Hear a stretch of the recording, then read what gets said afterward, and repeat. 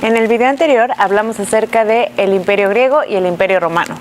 Mientras que el Imperio griego se enfocó mucho en helenizar su imperio, es decir, hacer que todos hablaran griego, el Imperio romano se enfocó mucho en la unidad del imperio. Durante mucho tiempo buscaron esa unidad con el culto al emperador.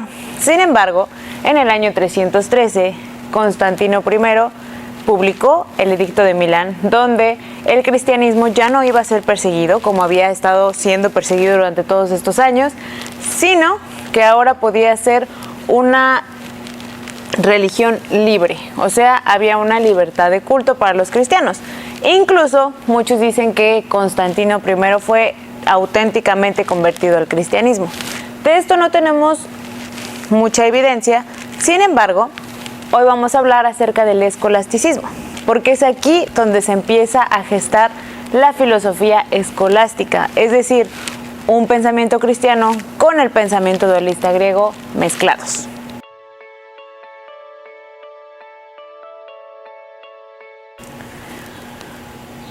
¿Cómo se empezó a gestar este sistema de pensamiento? Posterior a Constantino y después de varios emperadores, subió al trono Teodosio I. Él publicó un decreto en el año 380. El decreto o el Edicto de Tesalónica lo que afirmaba es que el cristianismo niceno era la religión oficial del imperio. Por lo tanto, tanto los herejes como los paganos se empezaron a perseguir. Esta persecución se volteó de perseguir al cristianismo a no perseguirlo, ahora a perseguir a todos aquellos que no estuvieran de acuerdo con el cristianismo niceno. Esto empezó a hacer que hubiera una unidad en la iglesia cristiana. Todos creían en el canon bíblico y todos creían en la Trinidad, el Padre, el Hijo y el Espíritu Santo. Posterior a esto, Teodosio I dividió el imperio en dos. Por un lado, en el occidente dejó a su hijo Honorio y en el imperio de Oriente dejó a su hijo Arcadio.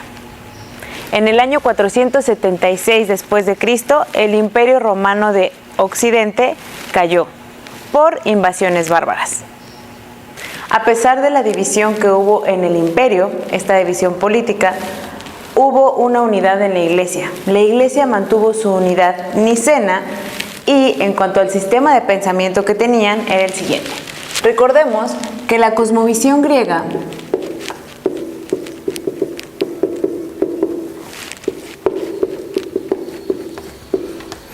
tenía una forma de pensar dualista. Por un lado estaba la forma y por otro lado estaba la materia.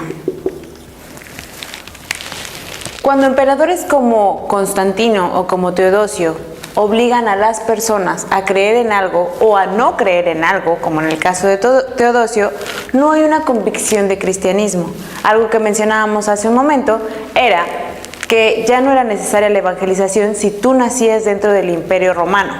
Eso significaba que tú automáticamente ya eras cristiano. ¿Por qué? Porque esa era la religión oficial del imperio. Si bien es cierto que gracias a Dios el cristianismo niceno era bastante doctrinalmente bueno, doctrinalmente bíblico, todo se empezó a deformar cuando la Biblia se cierra. ¿Qué fue lo que pasó? Bueno, un sistema de pensamiento dualista lo que nos hace pensar es que solo la iglesia tiene la capacidad de interpretar las escrituras. Por lo tanto, estaba prohibido para los laicos que leyeran la Biblia.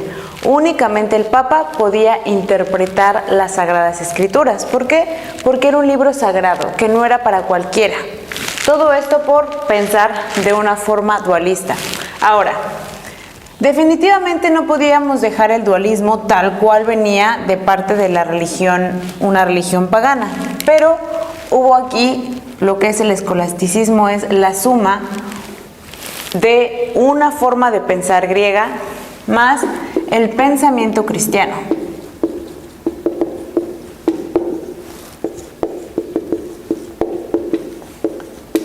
Eso nos lleva a otro dualismo, el cual es gracia, naturaleza. Esta cosmovisión es la cosmovisión escolástica. Era lo que se enseñaba en la escuela en el tiempo de la escolástica. Ellos decían que, por ejemplo, la iglesia tenía poder por sobre el Estado, que el oficio de ser el Papa era más importante que el del rey, que la iglesia se encargaba de tu alma, mientras que la naturaleza, o en el área de la naturaleza, estaba tu cuerpo. Arriba podemos ver todo lo que es sagrado y abajo todo lo que es secular. ¿Qué implica este sistema de pensamiento? Ver divididas las cosas. Esto es lo que nosotros llamamos escolasticismo. El escolasticismo, hasta la fecha, tiene un gran peso en nuestra cultura como cristianos. Recuerden, seguimos teniendo un sistema de pensamiento dividido. Tomás de Aquino es uno de los mayores representantes del escolasticismo. Él sistematizó el pensamiento de la época. Él no lo inventó. Él simplemente sistematizó este pensamiento dualista. ¿Cómo lo hizo? Bueno, usando el pensamiento aristotélico como base y el cristianismo como guía. Tomás de Aquino es uno de los santos más importantes en la Iglesia Católica Romana. Tiene precisamente este título de Doctor Angelicus. Fue una persona brillante. En su Suma Teológica lo que hizo fue captar todo el pensamiento de la época y ponerlo en orden. Eso quiere decir que él tomó una cosmovisión y la hizo una filosofía.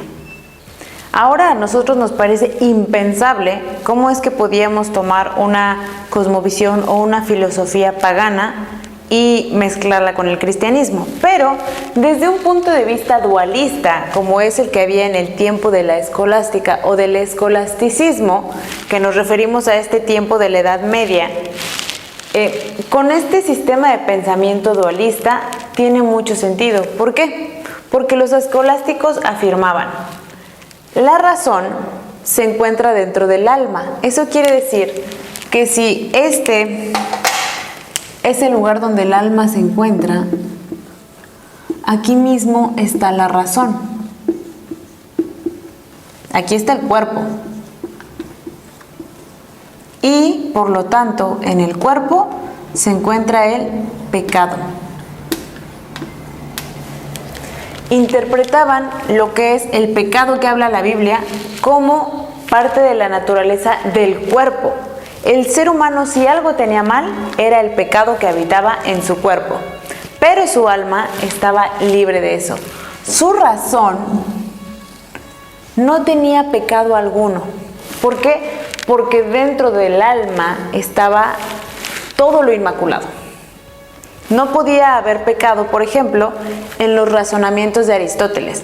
Era muy diferente a cómo se comportaba él, cómo vivía su vida, que estaba sujeto, pues sí, al cuerpo, al pecado, al paganismo, pero él, a través de la razón, donde no habitaba el pecado, podía llegar a verdades bíblicas o podía llegar a verdades verdaderas, por decir de una forma. No necesitaba una guía bíblica, no necesitaba a la escritura para poder llegar a la verdad. Únicamente necesitaba su razón, que no tenía nada que ver con su cuerpo y por lo tanto con su pecado. Ese era el sistema de pensamiento de aquel tiempo. Por eso es que no es una locura que se pensara así, o que Tomás de Aquino tomara la filosofía aristotélica y la juntara con el pensamiento cristiano. Hasta nuestros días esto tiene un gran impacto, pero lo seguiremos viendo más adelante.